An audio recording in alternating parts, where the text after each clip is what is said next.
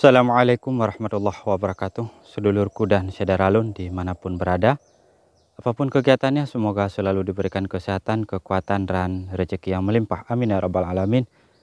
Jika penyemprotan yang kemarin kita lakukan untuk merawat tanaman cabai celek ini menuai banyak kritikan. Ada yang bilang kebanyakan insektisidanya, ada pula yang menyampaikan bawa-bawa kios pertanian ke sini, dan ada pula yang menyampaikan seharusnya usir dulu si hama pengganggunya, hama perusaknya, baru kemudian diberikan nutrisinya. Maka hari ini kita berbalik arah 180 derajat, dan di sana sudah kita siapkan amunisi penyemprotan baru yang semuanya berbalik arah. Yuk kita lakukan proses pengadukan. Ini sudah kita siapkan air bersihnya. Nah, ini sudah kami siapkan seperti ini. Dan langsung saja kita ke proses pengadukannya serta membahas apa saja yang kami pergunakan. Namun sebelumnya, bagi sedulurku yang baru saja menemukan channel ini, jika berkenan subscribe channel ini agar kami dapat terus berkembang dan terus bersemangat untuk memberikan pengalaman-pengalaman kami. Nah, baik, terima kasih bagi Anda yang sudah mendukung kami sampai sejauh ini.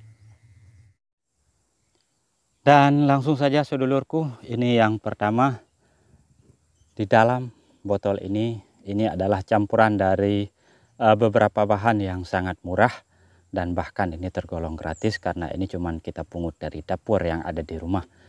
Nah, pertama sekali di dalam botol ini sedulurku, saudara-lun, ini ada bawang merahnya, kemudian ada bawang putihnya dengan jumlah lebih kurang kemarin bawang putihnya sekitar 2 siung dan bawang merahnya sekitar 4 siung saja.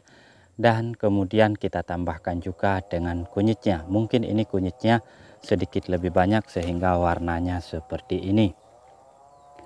Kemudian kita tambahkan juga 2 batang serai.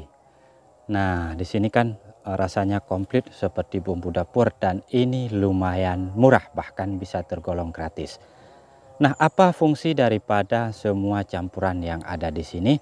Pertama sekali, untuk bawang merah dan bawang putihnya, dia itu selain bisa mengusir hama, juga menjadi zat auksin yang dapat merangsang pertumbuhan tunas, pertumbuhan pucuk pada tanaman cabai kita, sekalipun kondisinya hari ini sudah sangat mengerikan seperti ini. Nah, kehadiran bawang merah dan bawang putih itu juga bisa untuk mengusir jamur-jamur yang akan menyerang. Apakah jamur itu nantinya berefek pada pembusukan ranting, ataupun jamur itu nanti akan menyebabkan yang namanya patek atau busuk buahnya. Atau bisa saja jamur itu adalah jamur yang bersembunyi di tanah yang kemudian menyerang cabai kita dan menyebabkan layu fusarium. Itu adalah manfaat daripada bawang merah dan bawang putih yang ada di dalam campuran ini. Kemudian untuk serai ini tergolong cukup efektif untuk mengendalikan jenis kutu-kutuan kecil. Nah, dalam hal ini kutu-kutuan kecil itu termasuk tungau dan juga trip. Maka penggunaan serai pada kombinasi seperti ini menjadi hal yang tidak terpisahkan. Kemudian campuran berikutnya di dalam ramuan ini adalah kunyit. Nah, fungsi kunyit ini sendiri lebih kepada memberikan sedikit daya lengket pada cairan ini, sehingga nanti ketika kita lakukan penyemprotan lebih bisa bertahan, lebih menempel pada daun dan batang tanaman cabai kita, sehingga penyemprotan yang kita lakukan ini bisa bertahan. Kemudian untuk cara pembuatannya sendiri juga tergolong cukup mudah sekali, di mana semua bahan yang kita sebutkan tadi, bawang merah, bawang putih, kunyit, dan serainya ini kita blender terlebih dahulu, kemudian kita rendam beberapa malam. Dan ini yang kita rendam baru 2 malam saja, dan semakin lama kita rendamnya maka semakin bagus pula dia. Dan untuk jumlah penggunaannya ini kami tidak memiliki dosis tertentu, sehingga boleh digunakan suka-suka saja. Dan untuk penyemprotan pertama, penggunaannya kita gunakan minimal dulu, sembari nanti kita pantau bagaimana perubahan yang terjadi pada tanaman kita.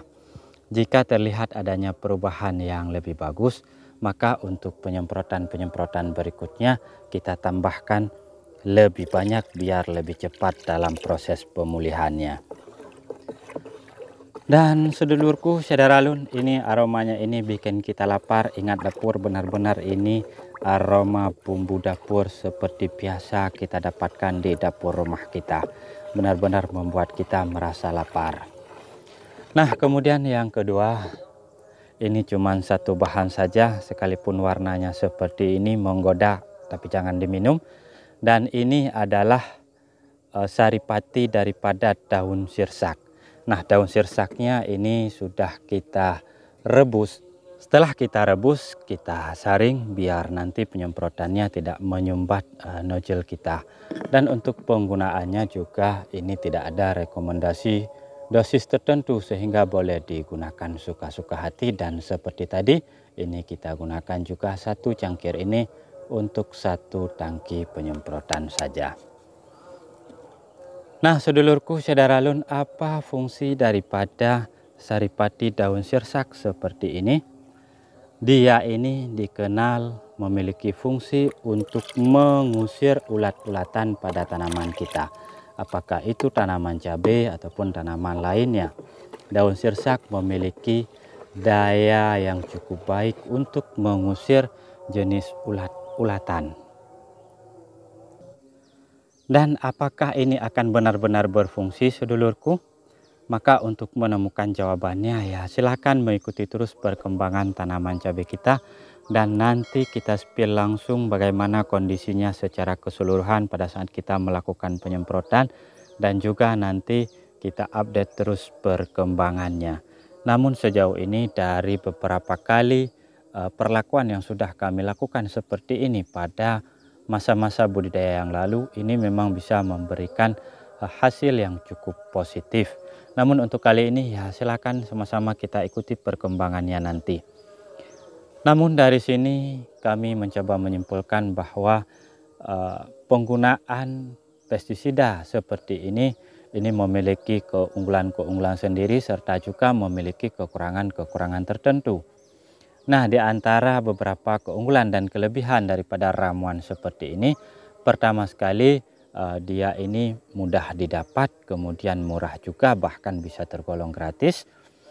Kemudian penggunaannya ini tidak menyebabkan resistensi, artinya penyemprotan yang dilakukan menggunakan ramuan seperti ini tidak akan menyebabkan kekebalan pada hama yang menyerang tanaman kita. Kemudian untuk kekurangannya ini jelas, pertama takaran dosisnya ini tidak terukur, artinya tidak ada satu referensi, satu ketentuan khusus mengenai jumlah penggunaannya untuk setiap penyemprotannya. Maka penggunaannya seperti kita sampaikan tadi, boleh digunakan sesuka hati dan terus pantau perkembangan tanaman kita masing-masing. Nah, kemudian daya bunuh daripada pestisida seperti ini juga tidak terukur, artinya tidak ada satu jaminan bahwa dia bisa membunuh hamanya, katakan hanya dalam satu kali penyemprotan, itu tidak ada jaminan sama sekali.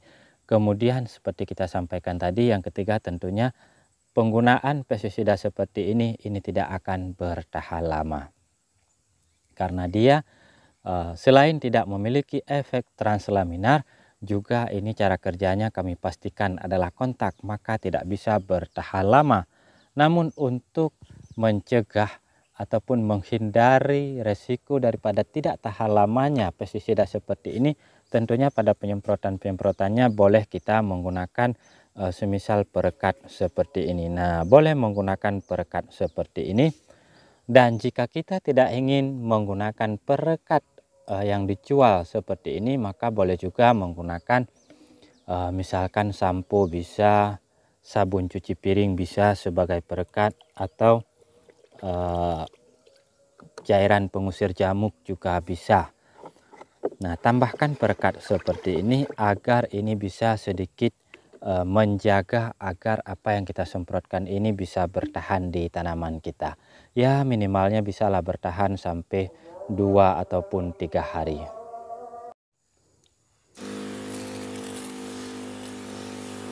Maka untuk penyemprotan menggunakan bahan-bahan dapur seperti ini, ya tentunya harus dikuat-kuatin lah. Minimal dilaksanakan penyemprotan 3 hari sekali, 2 hari sekali, agar si hamanya benar-benar bisa nanti kita tangani. Karena jika kita lakukan dengan interval yang cukup lama, ini sama saja kita tidak melakukan apapun. Karena seperti kita sampaikan tadi bahwa pestisida yang kita gunakan ini tidak bisa bertahan lama.